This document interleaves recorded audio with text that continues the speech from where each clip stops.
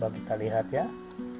Persamaan Maxwell pertama ini merupakan ungkapan dari hukum Gauss ya, yang menyatakan bahwa jumlah garis gaya listrik yang menembus suatu permukaan tertutup itu sebanding dengan jumlah muatan yang dilingkupi permukaan tersebut. Ini ada di fisika dasar ya sebetulnya.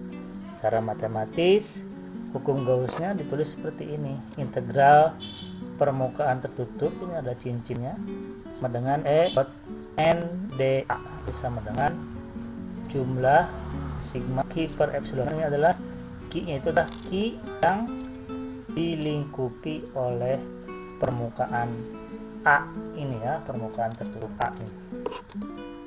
Nah, ini bisa dinyatakan seperti ini.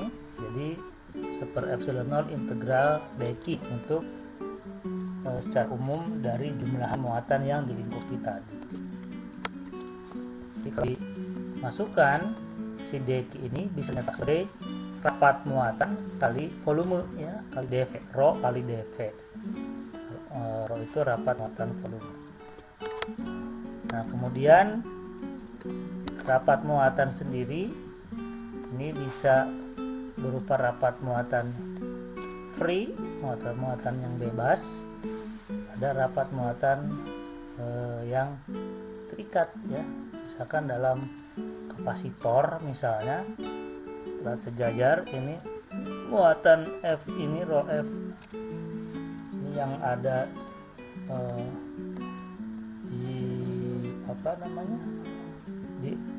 ujung-ujung atau di kutub-kutub kapasitor, sedangkan rho B ini adalah ada bahan ya, kalau ada bahan. Jadi kalau ada medium kan ada bahan dielektrik dalam kapasitor, maka si rho B itu adalah rapat muatan induksi sebetulnya, yaitu yang ada di dalam bahan ketika diberi medan luar ya. Jadi ada muncul rapat muatan di bahan gitu ya. Nah, ini kita sebut rapat muatan bebas itu pada kutub-kutub kapasitor atau pada konduktor yang di kapasitor, dan ini rapat muatan induksi. Kemudian kalau kita lihat lagi di fisika dasar, ini rapat muatan induksi itu sama dengan del dot P, dengan P adalah vektor polarisasi listrik.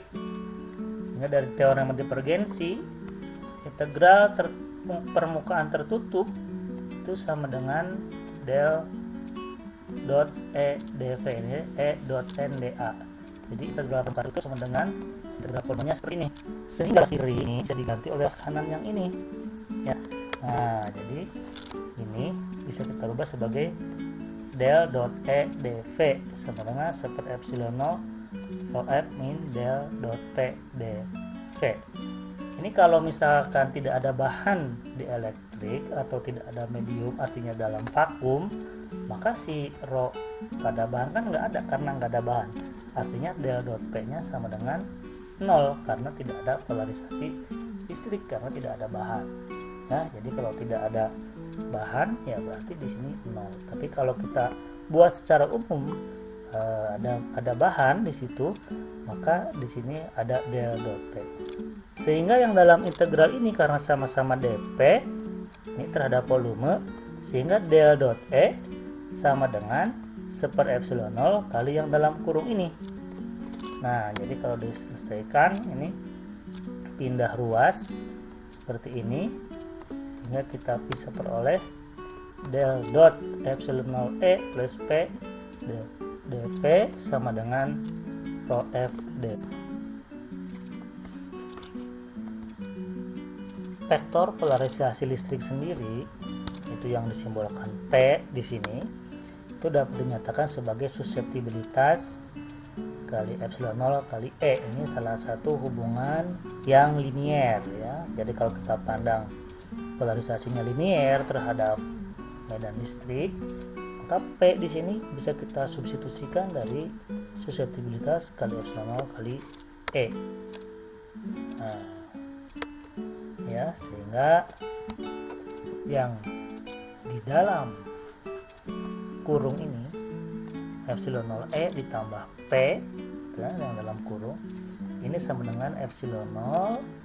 Dan epsilon 0 nya ini keluar dari kurung ya, 1 plus suseptibilitasnya tentunya suseptibilitas listrik di sini ya.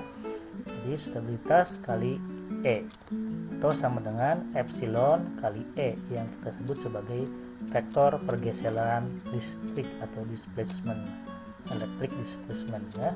Nah, dari sini kita sudah mengenal adanya konstanta dielektrik ya, atau permitivitas listrik relatif, yaitu epsilon dibagi epsilon 0. Nah, jadi kalau dari persamaan ini 1 plus suseptibilitas itu adalah permitivitas relatif, yaitu epsilon dibagi epsilon 0, atau yang kita biasa kenal sebagai konstanta dielektrik. Nah, bagaimana kalau tidak ada bahan? Kalau tidak ada bahan, maka suseptibilitas di sini kan tidak ada ya kalau dalam vakum. Jadi tinggal ini 0, tinggal epsilon 0 E.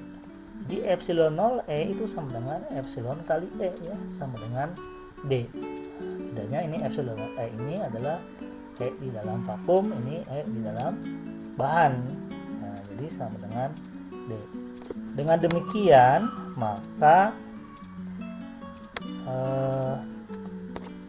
kalau kita masukkan ke dalam kurung ini, yang dalam kurung diganti oleh D, sehingga kita peroleh del dot D sama dengan rho F.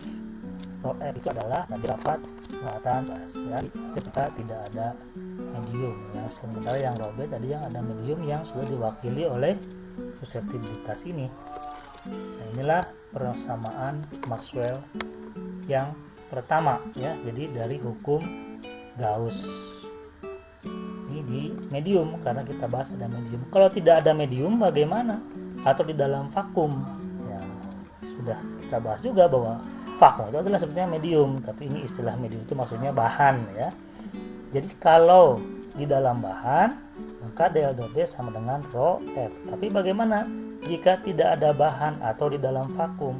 Maka tadi kita masukkan ini sama dengan 0 ya, sama dengan epsilon 0 kali E. Jadi ini tinggal diganti epsilon 0 E. Jadi hasilnya menjadi rho F per epsilon 0. Nah, kalau dituliskan ini seperti ini ya, untuk di dalam vakum, jadi P-nya tidak ada. Nah, ini persamaan Maxwell 1 untuk ruang vakum. Jadi sebetulnya sama saja ya. Kalau dalam bahan atau ada bahan, epsilon 0-nya berubah menjadi epsilon, disimpan di sini menjadi D, jadi del dot D. Jadi sebetulnya itu juga persamaannya.